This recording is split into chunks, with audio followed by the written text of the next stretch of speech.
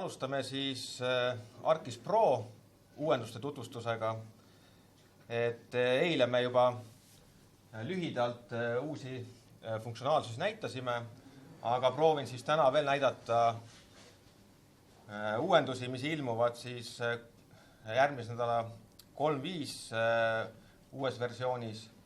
Aga mõned asjad, mida ma ka näitan, mis on võib-olla niisugused praktiliselt vajalikud, on tegelikult juba praegu olemas või on ilmunud siis mõnes varasemas versioonis.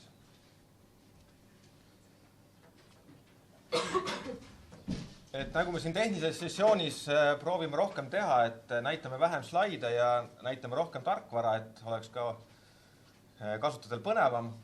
Aga ma mõned märksõnad olen siis välja toonud, et lihtsalt, et mis asjad on siis uues versioonis ilmumas, et eile näidatud siis selline keskkondade kohandamine, käänupunktide visualiseerimine, kihtide ruumiline filtreerimine, mugavam. Siis täiendused Model Builderis, et meil on olnud juttu sellest AI sellistest abivahenditest, mis aitavad meil tööriistu valida, leida. Et siis näitan, kuidas seal Model Builderi peal see toimiks. Teenuste publitseerimisest oli juttu, et on selliseid andmete võrdluse ja skeemide võrdluse osas. Väljakalkulaator, mis meil on väga levinud töövahend, ilma milleta ei saa midagi teha praktiliselt. Et seal on täiendusi, on täiendused näiteks, et saab, varem sai nii-öelda SQL keeles sai ainult siis kas Enterprise andmebaaside peal, et siis saab kasutada näiteks ka faili andmebaasi peal neid syntakseid. Mõned veel siin andmete toed, et geoparketi tugi, NoSQL-i tugi.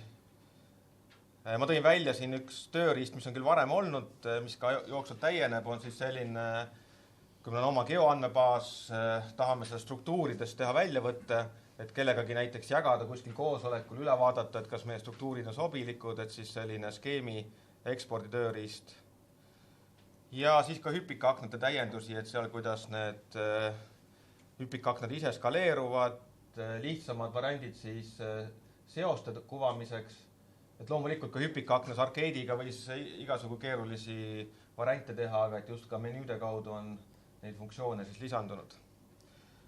Aga ma pigem näitaksingi siis tarkvara juba ette, et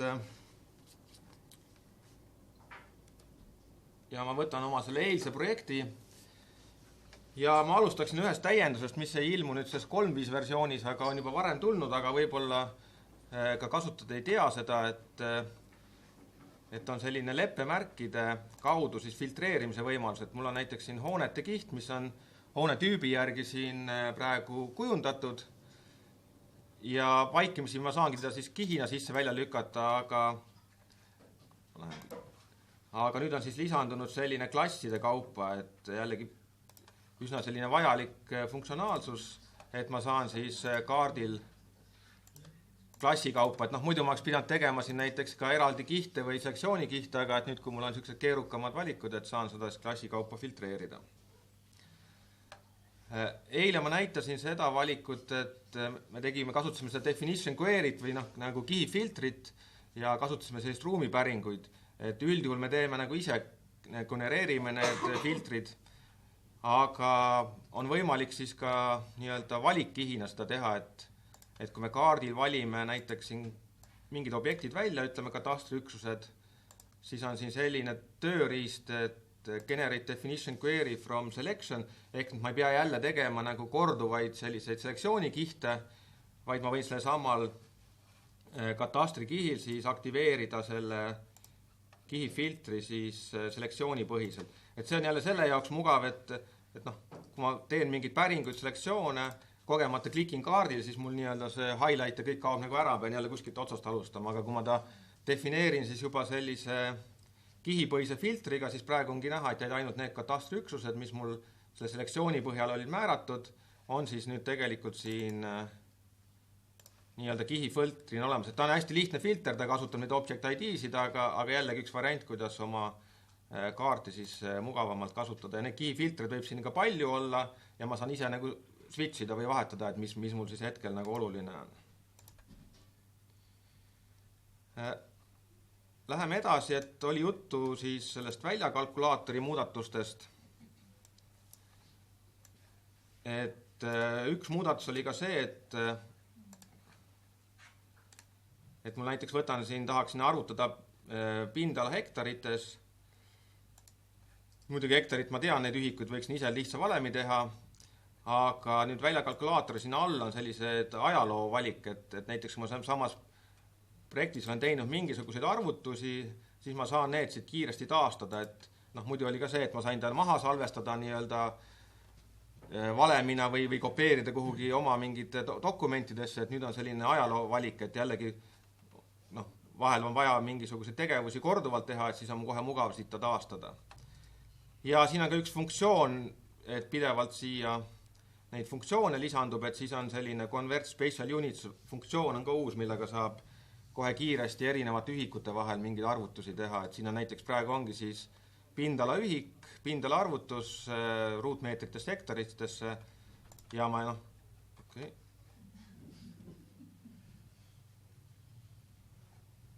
Vaatame kohe üle.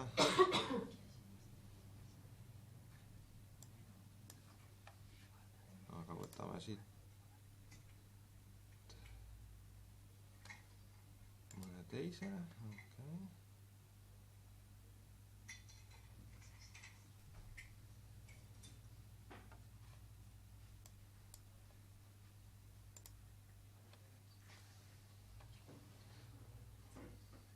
Okay. Okay. Aga ma ei hakka praegu siin aega kulutama, et mul ilmselt siin ajaloos on mõned vead sisse jäänud. Aga läheme parem edasi, et nii. Siis ma tahtsin näidata veel, teeme lihtsalt mingi valiku näiteks siit, et võtame ühe ekspordi tööriista, mis on export data või export features. Et siia on lisandunud selline valik, et kui ma muidu valin, kuhu andmebaasi või kuhu ma andmeid salvestan, siis siia esimese valikuna on tekkinud selline memory workspace, et siis ta tegelikult mingid kuhugi kõvakettale midagi kirjutab, et ta teebki sellise vahekihi nagu vahemällu, et jällegi selliste ajutiste failide puhul väga hea variant, see arvutused kõik on kiiremad, et loomulikult mida peab arvestama, et see vahemällu kiht on selline ajutine, et kui ma panen pro kinni ja uuesti avan, siis ta nagu tühistab selle ära, aga kui mul ongi sellised vahetulemid, siis saab kasutada sellist varianti. Ja. Ja, sa saad pärast seda, kui sa tahad ikkagi salvestada, saad ta uuesti salvestada nagu päris kettale. Et tegelikult see nii-öelda memory workspace või see, ta on nagu niimoodi nurga taga on ta nagu varem ka olemas olnud, aga näiteks mingite Pythoni tegevuste optimeerimisel, aga nüüd on ta toodud nagu niimoodi kasutajale nagu mugavalt kättesaadavaks. Nii, siis vaataks korra neid üpikakende funktsionaalsust, et mul on siin hoonete kiht ja kui ma vaatan oma andmebaasi seadistust, siis hoonete kiht on mul seotud arvestuspunktidega, ehk et kui ma praegu näiteks valime siin mõne hoone, millel on arvestuspunkt on peal, nii-öelda tehnovõrgu ühenduspunkt, ja siis ma saan praegu liikuda siit nii-öelda hoone pealt siis selle seose peale, siis nüüd on ka hüpikakande juures see võimalus, et kui me kujundame seda hoone hüpikakent, siis siin on kohe ka need seose klassid, et lihtsasti paneme nime näiteks siis arvestuspunkt. Ja kui me nüüd uuesti siis hoone peal klikime, siis siia alla tekivad kohe nagu, et ma ei pea eraldi kuskil neid seosed otsima. Et sarnane asi on online'is või seal kogu aeg olnud, aga et jällegi proos on ta nüüd ka sisse toodud. Ja lisaks on siin ka see võimalus nüüd, et ma saan neid pop-upi konfiguratsioone nagu maha salvestada ja teistes projektides sisse tuua. Et jällegi selline väike täiendus, aga kes pidevalt kaarte ja administreerib, siis nende jaoks selline mugav võimalus. Edasi ma näitaksin veel korra sellist funktsionaalsust nagu atribuudi reeglid. Ma ei tea, palju need kasutajad reaalselt seda iga päev kasutavad, samas on ta selline väga oluline võimalus, et kui me tahame mingit atribuutide automaatset täitmist defineerida, võtame sama selle arvestuspunkti näiteks lahti, siin on atribuudi reeglid. Et kõige lihtsamad, kas või mul on mingi üks andmeväli on, mille sisu peaks automaatselt uuenema, ta seostub mingi kahe teise väljaga, ma saan väga lihtsaid kalkulatsioone siia ise lisada. Et kes andmebaasis näiteks triggerit kasutab, siis ta on väga sarnane sellise triggeri loogikaga, aga siia on võimalik sa siis genereerida selliseid keerukamaid arvutusi. Näiteks mul praegu üks näide on siin tehtud siis ID-de arvutuse puhul, et ma korra veel näitan, et kuidas ta töötab, et kui ma praegu lisan siin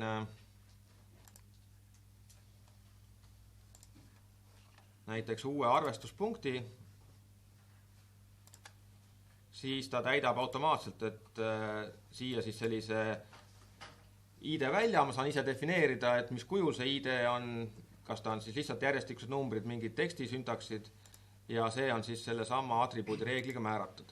Ja kui ma seda koodi vaatan, siis tundub, et see kood on nagu keeruline, et ma olen siin päris palju nagu vaeva näinud, et seda kirjutada, aga siis tegelikult nende atribuutreeglitega ongi see, et me saame neid ise arcade'is kirjutada, aga nüüd on lisandunud ka need võimalused, et siin on sellised template'id, ehk et kui ma teen atribuudi reegli, siis ma saan kohe siit valida selle template'i, näiteks see sama ID genereerimine, ma lihtsalt defineerin need loogikad ära, milliseid näiteks eesliited või järelliited ma selle ID jaoks tahan, millisest numbrist ta pihta hakkab, mis tal see nii-öelda üleminek on. Ja siin on tegelikult veel võimalik ka sisse tuua ka nüüd näiteks ruumiseosed, et ma võiksin teha näiteks reegli, kui ma arvutan ID-sid ja näiteks võrrelda näiteks seda arvestuspunkti hoonega ja kui on näiteks hoone sisene arvestuspunkt, on tal ühesugused ID-d ja kui tal näiteks ei ole hoonega lõikumist, et siis on tal see ID kuju näiteks teistsugune, et ma saan juba näiteks ID arvutust ka nagu keerukamaks teha. Et ma saan juba selle arusel pärast mingi filtreeringuid tegema, et ma ei peagi võib-olla mingit tüüpe määrama. Või teine reegel, mis nüüd 3.5 lisandub, on oluline, on see, et sageli me tahame teha selliseid reeglid, et näiteks me võtame näiteks selle sama mingi torustiku andmed, me sisestame mingit torustikke, aga meil on torustikuga seotud mingid teised tehnilised tabelid ja me tahame seal ka mingit sisu uuendada, siis selle template'i alusel me saame kohe teha siis reeglistikku, et kui ma näiteks mingis põhiandmestikus midagi muudan, siis ka näiteks seotud tabelis kohe need muudatused kajastatakse. Et ma võisin seda varem ise arcade'is kirjutada, aga nüüd on ka eraldi kohe see template olemas, et see nii-öelda see skript tekib väga mugavalt. Nii. Aga liidume edasi siin ühe teise vaate juurde, kus meil teedevõrgu andmed ja ma teeksin mõned näited, siis vaataksime korra model builderit, mis on siis selline graafiline liides, kus me saame siis erinevaid tööriistu panna jadamisi käivituma ja saame väga mugavalt oma mingid vajalikud protseduurid ära teha, et jällegi, kes on kogenum Pythonis, saab seda kõike teha ka Pythonis, aga mina näiteks olen jälle harjunud väga palju selle model builderit kasutama. Ja ühe uuendusena on see, et kui me lisame model builderis tegevuse, siis on ka need sellised abivahendid siia tekkinud, et näiteks ma võtsin select layer by attribute ehk sellise päringute tegemise funktsiooni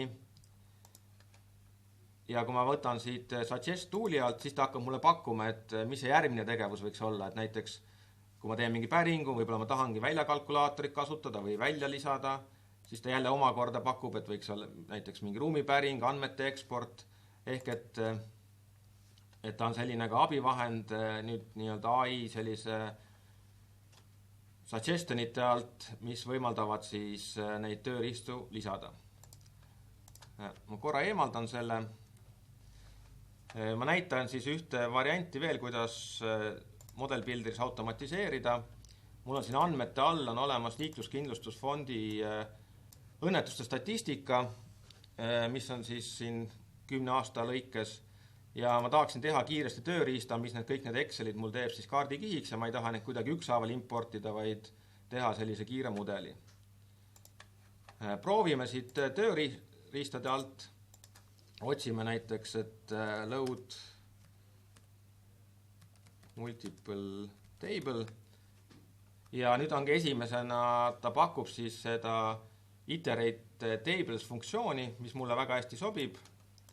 Lisan selle projekti.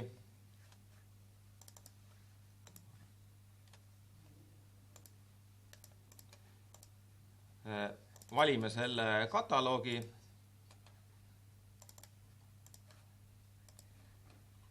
No ma saaksin veel tüüpidega või mingite nimealustel, aga ma tahan praegu kõik need tabelid laadida ja ma ei hakka siia midagi muud tegema.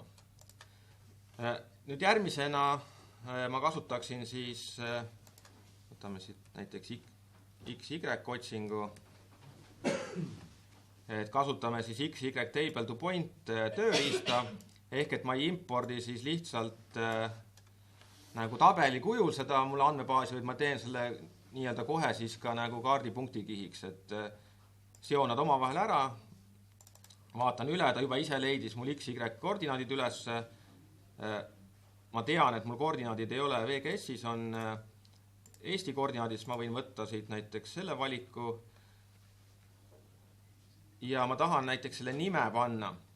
Ta praegu pakub siia selle nime, aga selle iteraatori juures on ka selline valik, et ta iga kord kontrollib selle faili nime ja ma saan kasutada seda ka kohe parameetrina, et paneme näiteks siia, kui näiteks panemegi LKF näiteks, aga paneme siis järgi name parameetri ja siis ta peaks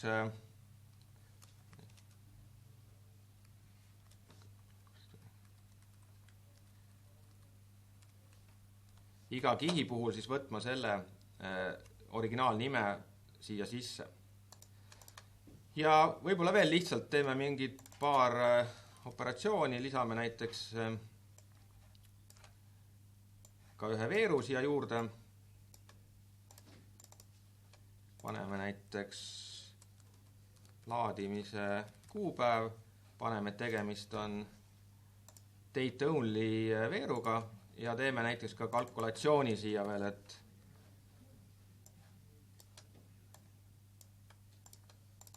ja paneme näiteks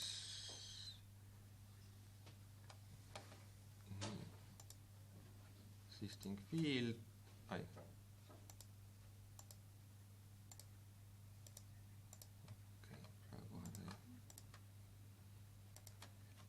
pärast ei võtnud seda.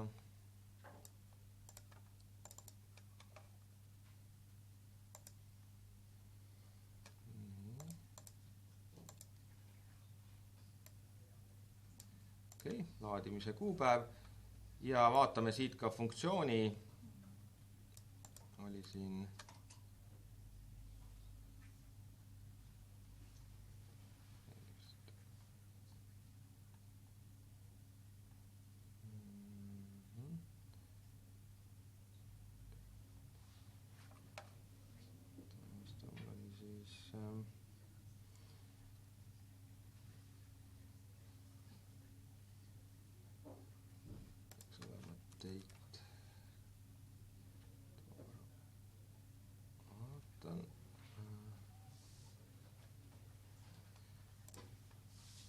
okei, ma sain aru, mis ma valesti tegin. See calculate field'i on erinevad, ma leidsin, sattusin GeoAnalyticsi tööriista, ma tegelikult tahtsin võtta seda data management ja seda vaikimisi.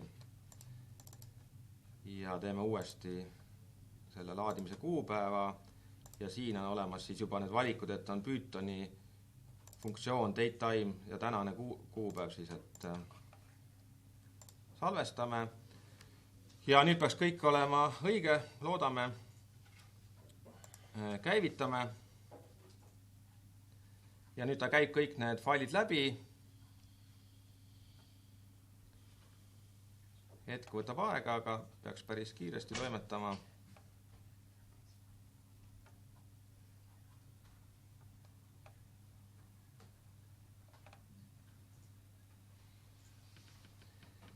ja kui ma nüüd andmebaasis vaatan, nad läksid mul siia vaikimisi andmebaasi, siis on mul need LKF-i failid olemas punktikihtidena ja siis ma saan nad juba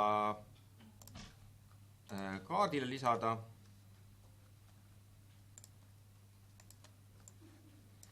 Loomulikult ma oleks võid nad ka appendida hoopis üheks kihiks kokku või see on juba, kuidas keegi tahab, vajalik on. Ja nüüd ma saan siis oma nende andmetega edasi toimetada ja saaksin hakata analüüsima. Kohe kindlasti parem oleks teha siin näiteks selliseid kuumkoha pilte ja hakata neid analüüsima, aga iseenesest mul need andmed on olemas ja kui need sisendandmed muutuvad, ma käivitan see sama mudeli ja mul on kõik see sisu on siis olemas. Nii, ma lülitan korra need kihid välja ja ma veel viimasena näitaksin ühte laiendust. Eemaldan nad ära. Et ma tuleksin tagasi teede andmete juurde ja ma näitaksin sellist laiendust nagu Data Reviewer, mis on suhteliselt vähe võib-olla kasutuses, aga samas on ta andmete kvaliteedi juures väga mugav ja ka 3.5 lisandub siia hästi palju selliseid funktsioone, et andmete kontrolliks, et kui seal varem oli selline 5-6 valmis funktsiooni, siis on näha, et neid on siin juba nüüd paarkümmend ja ma teen ühe kiire näite lihtsalt, et tahame kontrollida, et nendel teedel on meil nii-öelda maanteedel on lisaks X-Y-le on ka nii-öelda measure ehk kaugus koordinaat alguspunktist ja ma tahaksin valideerida, et kas need teel on need koordinaadid loogilised. Ja loomulikult need originaalandmetel on korrektsed, selleks ma teen ise siin ühe muudatuse, ma valin siit ühe maante välja, muudan, siin on näha need M-väärtused, muudame sinna ühe väärtuse natuke ebaloogilisemaks.